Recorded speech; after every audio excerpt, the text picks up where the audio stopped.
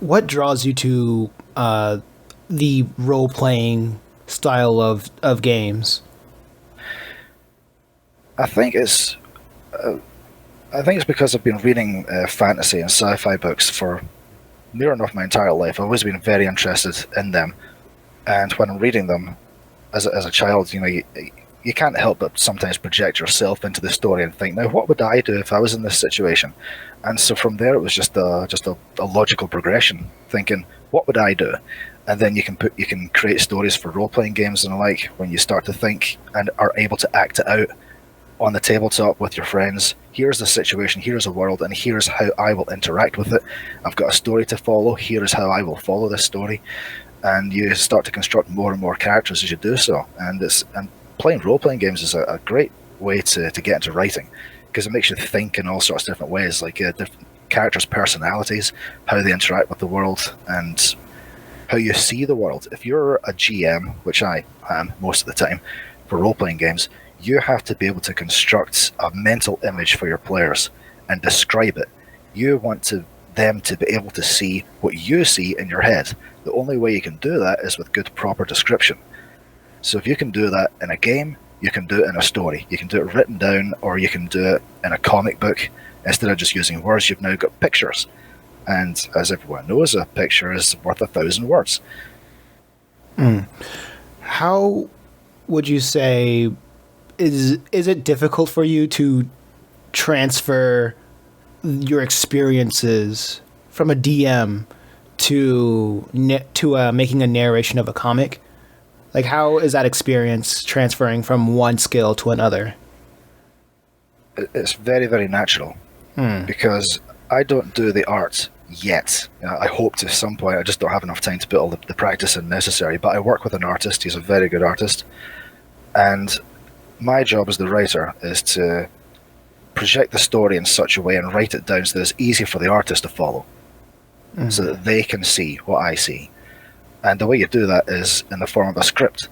You have to write the script for the comic, even if you're just doing it for yourself. If you're both the writer and the artist, sometimes it really helps to write it down in the form of a script, in the way that a GM would describe a game to his friends. Like, you have to describe the world, the atmosphere, what the buildings look like, the emotions that the people involved are feeling. Because if you can describe the emotions to your artist, or even to yourself, just to solidify it in your mind, you'll be able to draw it a lot better. You'll know the kind of expressions they might have, and the kind of attitude your character is projecting.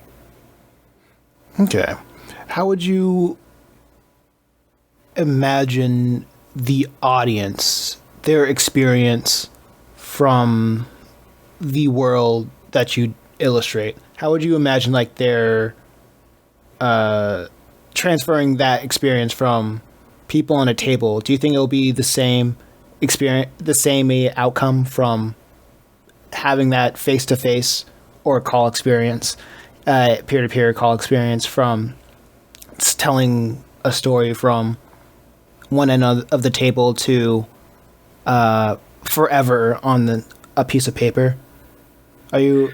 Yeah. Yeah, I know what you're getting at. No Yeah. worries. It can be difficult. It can be really difficult, especially, well, the way I do things anyway. I tend not to like running a game online, because if I'm the GM and I'm constructing the story and I'm trying to get everyone into the right mindset, the same one that I have, and see everything that I see, I prefer to do it in person, so that I can essentially dominate the airwaves. It's like, Yeah. before we started doing this, we have to make sure that all the other apps are closed. We're not playing games in the background, so our attention is always focused. Absolutely. If I'm running a game online, I cannot guarantee that all the players are going to do that. They might get distracted. They might have Facebook up. They might be looking at Twitter or watching a video on YouTube with the sound off, and they might get a little bit distracted. But if they're at the table in front of me, I'm able to capture their attention. I'll be able to gesture. I like using music. I love using music for atmosphere. And of course, you can't project music in a comic. You can offer listening suggestions if you want at the start of a chapter. Say, recommended listening, and give a bunch of tracks that you like to use for the right atmosphere. That's a very good idea. There's a guy who did that. It's what was his name? I know a guy who's an author. What is he? Josh Hill. Mhm. Joshua Hill is an author. I haven't read his books yet, but his brother is sadly no longer with us. He wrote a very good book. Can you It was, can you describe the book? I'm trying to find the title for it. It's been a while since I've listened to it because I got it on Audible. I never bought the physical version, but I bought it on Audible. It involves some of the same themes that I use in my story. It involves cyborgs, artificial intelligence, but mostly about artificial intelligence. That's what it's called, Sakura Intellectual Property. Mm-hmm. It's all about a Vocaloid who has some issues with her programming, should we say. I don't want to give away too much, but it's all the chapters have recommended listening at the start of each chapter because her career as a Vocaloid, of course, is singing. And she's into heavy metal, all that kind of stuff, with really good, solid music. And at the start of every chapter, it gives recommended listening, and it helps get you into the right emotional state for what's going on in the chapter, be it combat, be it comedy, be it some other tense things that can happen. And again, I don't want to give away too much, but he had recommended listening, and I thought that was a great idea. Yeah, you're a lot of that experiences are bleeding through because you want the reader to feel like you're in the room with them, like explaining that narrative, and with all of the vibe that comes with being face to face in a DM situation. Yes, that's really amazing. I like that. I like that a lot. good. Glad to hear it.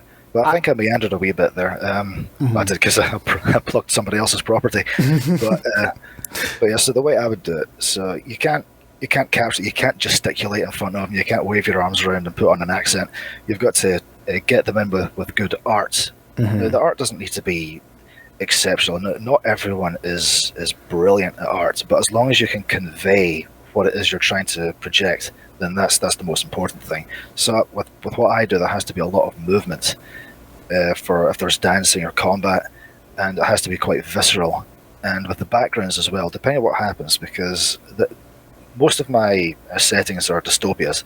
I just like dystopias. There's really dark ones, and there's some that can be quite humorous. I try to bridge the gap between those. Everything's typically quite dark, but with elements of humor, and the artwork is what helps project that. Not just in the style of it, but also the kind of things that are there, like the kind of words that are on billboards, the images, the kind of clothing that people wear in the background. Right. All that sort of stuff will help get their attention and get them more invested in the world.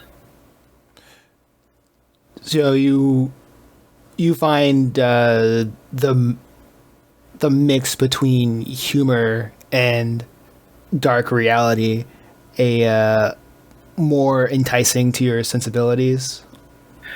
Oh yes. Can you explain on that a little bit further? Like why? Can you explain on why you gravitate more to that style of setting? Right. Because sometimes things can get a little bit too dark, and that can make the reader feel miserable. Like when I said there's some really dark dystopias and some funny ones, there's an example, the perfect example for the worst, darkest dystopia I can think of is 1984.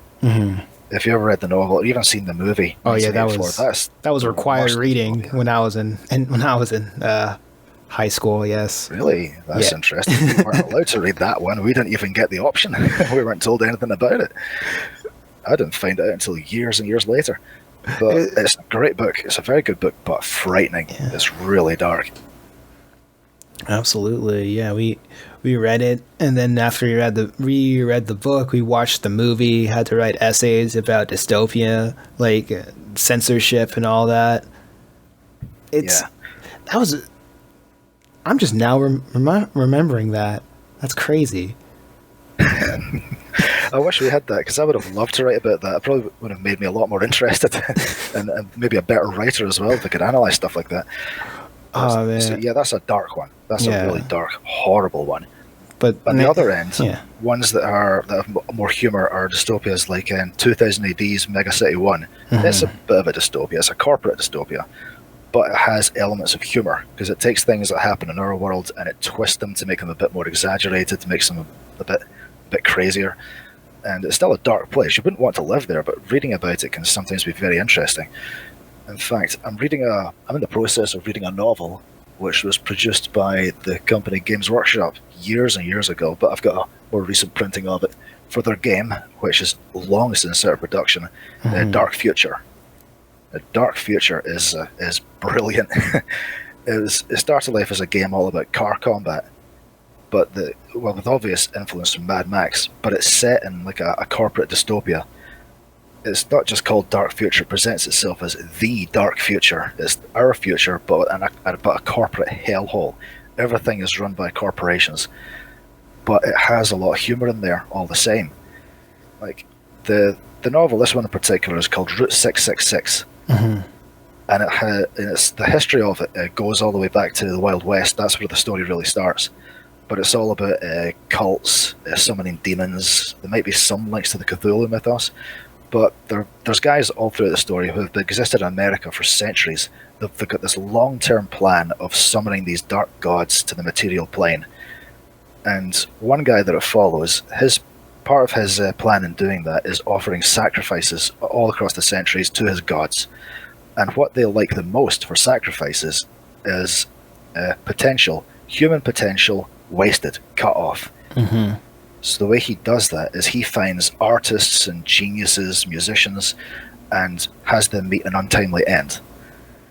Now, it all sounds really dark, but elements of humor do still sneak in there. Like he says that over time he has found troubled geniuses and snuffed out their lives prematurely.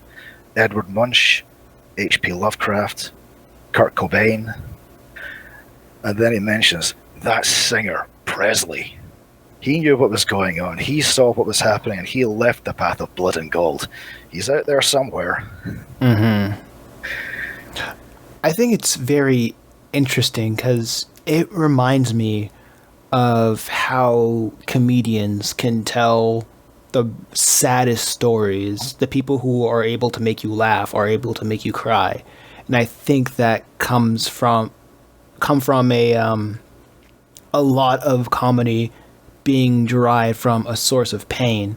I think there's a weird balance when it comes to contradictory truths, as in, like, if you want a darker atmosphere to hit harder, you need to have those elements of light, because maybe that registers to us, because nothing can be all bad.